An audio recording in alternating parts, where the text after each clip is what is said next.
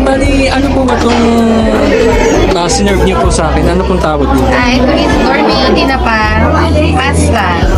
Tapos, yung main ingredient niya is yung gourmet tinapa na ginagamit ko. Saka ginagawa. Bali po na... Bali, nagbebenta din po kayo ng tinapa na inabadan. Wow, magkano po sa ganyan? 200 pesos. Oo, di ba? Sulit na sulit yan sa mga gustong mahilig sa mga isla. naman yan. Hindi siya plates. Wow. Tapos ito po, ano pong tawag po dito? Ito naman, yung tuna pasta, tuna penne pasta. It's my own recipe din. Bali, is lahat po ng pasta sarili niyo po mga recipe ko. Wow. Mukhang ano nga po, ang sarap kasi amoy pa lang po talaga. Kasi Sarap. ano, yung mga anak ko, yung tatlong anak ko, may interest sa pasta.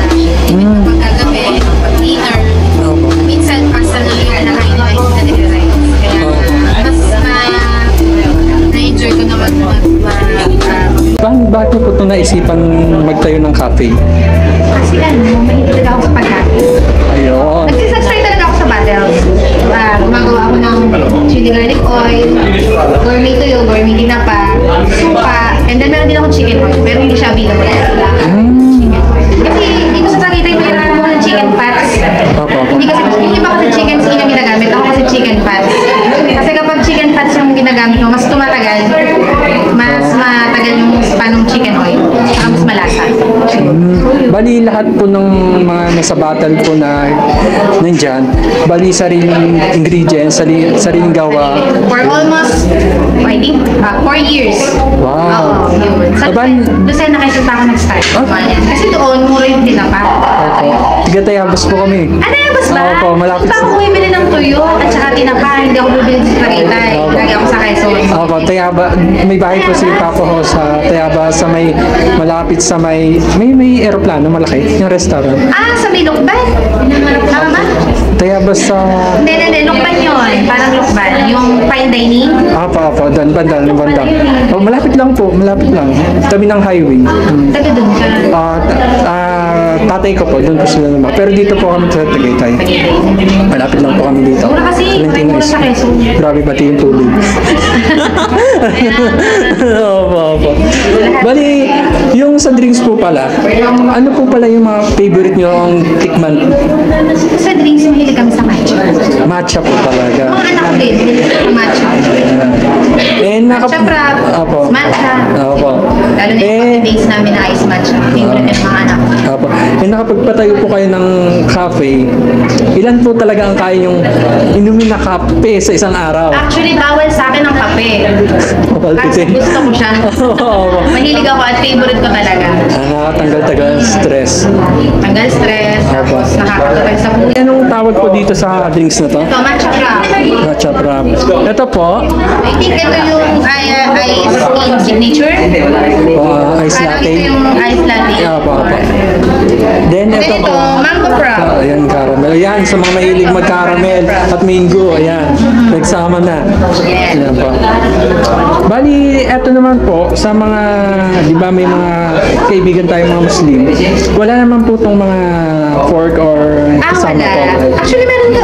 Ano to meron kami dito available na chicken biryani. Hindi mo tinry. Meron ng chicken biryani. Opo. Nakita ko nga po. Pero sabi ko, busog na ako kumain ng kanin. Kaya try natin yung pasta. Yan. Bali, yung pagkatayo nyo po neto, sino pong kasama nyo makapag-isip po na ganito? Ako lang po. Kayo lang. Sila wala. Hilig. Logo nung Queen's Cafe. Ito yun. Tatlong anak ko. And then ako. Opo. Yung mga hindi mahilig sa pork, yan, kumain kayo dito. Ang sarap talaga sulit. Lalo yung mga kababayan natin, mga Muslim, mga kaibigan sa Muslim dyan, sa mga talent ko dyan sa Notoro. Manila, tara na mag-shoot dito sa Ace Cafe. Welcome na welcome tayo dito sa Muslim. Tapos try natin yung Tuna pesto. hindi ako mapagsalit. Kapag yan na. Nakakain ko lang kung ano ng pagkain yan doon taas kasi hindi naman sila inapos. Ang dami niyang pagkain, lalo yung lechon. Busog na busog mo talaga.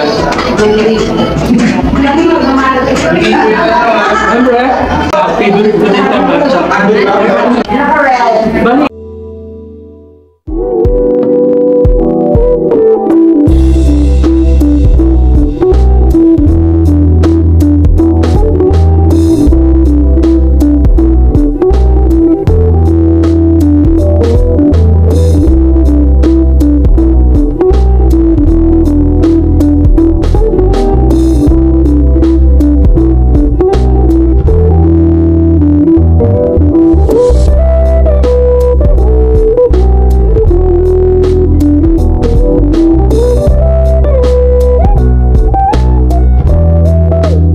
sa Ames Cafe. Kaya sa mga kaibigan ko, sa mga co-talent ko, at sa mga pamilya ko, pumunta na kayo dito sa Tagaytay. Hanapin nila dito ang Ames Cafe. At kasama ko nga pala si Ma'am at ang may-ari ng Ames Cafe.